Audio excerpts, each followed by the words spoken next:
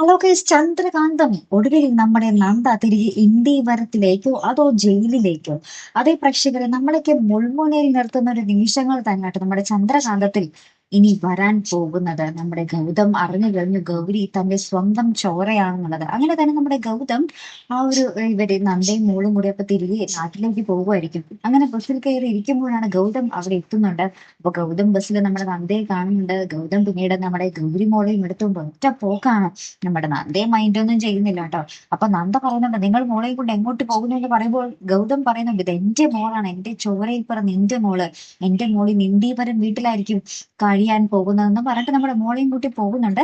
ശേഷം മോള് നമ്മുടെ നന്ദുവിനെയൊക്കെ കാണുന്നുണ്ട്. അപ്പൊ നന്ദുവിനാണെങ്കിൽ ഭയങ്കര ഹാപ്പി, ഇനി ഗൗരി മോള് തന്റെ ഒപ്പം തന്റെ വീട്ടിലായിരിക്കുമല്ലോ എന്ന് ഓർക്കുമ്പോൾ നമ്മുടെ നന്ദുവും ഗൗരിയൊക്കെ ഭയങ്കര ഹാപ്പി ആട്ടോ. അപ്പൊ അവിടെ പിങ്കിക്കാണ് ഏറ്റവും കൂടുതൽ സമാധാനകേട് ഉണ്ടായിരിക്കുന്നത്. കാരണം നമ്മുടെ ഗൗതം എല്ലാവരോടും പറയുന്നുണ്ട്, ഇത് എന്നിൽ നിന്നും നന്ദയിലുണ്ടായ മകളാണ് എന്നുള്ള ഒരു കാര്യമുണ്ടോ. അപ്പൊ തന്നെ നമ്മൾ പിങ്കി ആകെ ഞെട്ടി നിൽക്കുന്നുണ്ട്.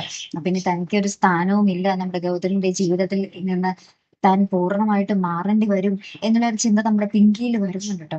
അപ്പൊ പിങ്കി നമ്മുടെ ലക്ഷ്മി അമ്മയെ കെട്ടിപ്പിടിച്ച് ഭയങ്കരമായിട്ട് കരയുന്ന രംഗങ്ങളും ഇതോടൊപ്പം തന്നെ ഉണ്ട് കേട്ടോ കൂട്ടുകാരെ. അപ്പൊ അതിനുശേഷം ഏറ്റവും ഒടുവിലുണ്ടല്ലോ നമ്മുടെ നന്ദ ജയിലിൽ കിടക്കുന്നുണ്ട്. അത് നമ്മുടെ ഗൗതം നമ്മുടെ നന്ദയെ ജയിലിലാക്കിയതാണോ എന്താണ് അതിന് പിന്നിലെന്ന് നാം കണ്ടു തന്നെ അറിയണം കേട്ടോ. ജയിലിൽ നിന്നും ഇനി നമ്മുടെ നന്ദ ഇന്ത്യവരം വീട്ടിലേക്ക് നമ്മുടെ ഗൗതമിന്റെ ഭാര്യയായിട്ടായിരിക്കുമോ തിരികെ വരാൻ പോകുന്നത്? അങ്ങനെയാണെങ്കിൽ പ്രേക്ഷകർക്ക് കൂടുതൽ സന്തോഷം അല്ലെ. എന്തായാലും കാത്തിരുന്നതിനെ കാണാട്ടോ. അടുത്തൊരു വീഡിയോയുമായി വരുന്നത് വരയ്ക്കും ഗുഡ് ബൈ.